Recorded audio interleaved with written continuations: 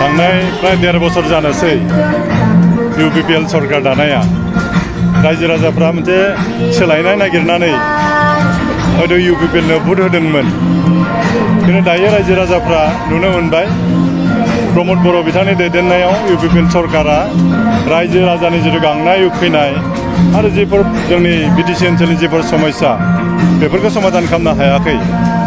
दा बेखायनो रायजो राजाफ्रा मोनसे सानखांफिनदों जे थांनाय 15 बोसोराव हाग्रामा महिलारि बिथांनि दैदेननायाव जे BPF सरकार जे सरकार दादोंमोन बे सरकारानो माने साबसिन सरकारमोन। दा बेखायनो रायजो राजाफ्रा दिनै BPF राजनिति हान्जानि सायावनो मोनसे फोथायनाया फैफिनदों आरो दा जों नैबे दिनै भैरबकुन्द ब्लक कमिटिनि जिथु बोसोरारि जथुम्मा बाहाय नुनो मोनदों गोबां रायजोनि मुखियाल मानसिफोर बाहाय नुजाफैदों आरो थारमाने UPPL नि सायाव फोथायनाय गैलिया। दा बेखायनो BPF नियाव जिहेतु फोथायनाय दं बेखायनो रायजो राजाफ्रा लोब लोब फैदों।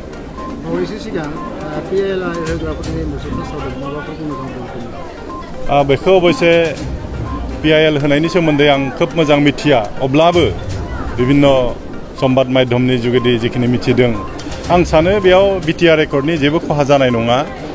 बेयाव मोननैसो खोथाखौ लानासो बिथांमोना PIL होदों होनना मिथिदों आङो जेरैहाय क्षमता BTC एकर्डनि जिथु क्षमता बेखौ आसाम सरकार लांफिननाय BTC एकर्डनि जुगेदि जों जिखिनि गामि मोनदोंमोन बिथा मोनदोंमोन बे दानख'नायफोरनिसो बिथांमोना PIL होदों। दा बेखायनो आं सानो बर' जाथिनि बा BTC एकर्डनि बा BTR एकर्डनि जेबो खहा जानाय नङा आरो मोननैसो क्षमता आरो ओमफ्राय गामि दानख'नाय बेफोरखौ लानासो बिथांमोना PIL होदों होननानै आं मिथिनो मोनदों आरो दा बे समाव बर'जों बर' माने खोब दावराव जानायखौ नुनो मोनदों राजखान्थिनि बेलायाव बेनि सायाव सारनि कमेन्टआ मा जागोन? आंनि नुनायाव दावराव जानोथ' जेबो गैया। BTC एकर्डनि जुगेदि जिखिनि जों गामि मोनदोंमोन जिखिनि जायगा जों मोनदोंमोन दा बेखौ दानख'नो थांबाथ' एसे दुखु मोनगोन रायजो राजाफ्रा निस्सय। जिखिनि क्षमता जों मोनदोंमोन BTC सुक्तिनि जुगेदि बे क्षमता दानख' जानायावथ' दुखु मोनगोन निस्सय। दा बेखायनो बारा दावराव दावसि जानो प्रयजन गैया। जों साफ्रोमबो बर' फिसाफ्रा एबा साफ्रोमबो BTC ओनसोलनि रायजो राजाफ्रा बेखौ मोननोनो जों गोबां आन्दलन खालामदोंमोन गोबां मानसिफोर जिउ बावनो गोनां जादों। दा बे मोननाय क्षमता मोननाय गामिफोर मोननाय बिथा बेखौ दानख' जानायाव एसे दुखुआथ' निस्सय मोनगोन। बेखौ लानानै जों एसां माने गाज्रि मोनलायनाय बा नांलाय खमलाय खालामनो प्रयजन गैया।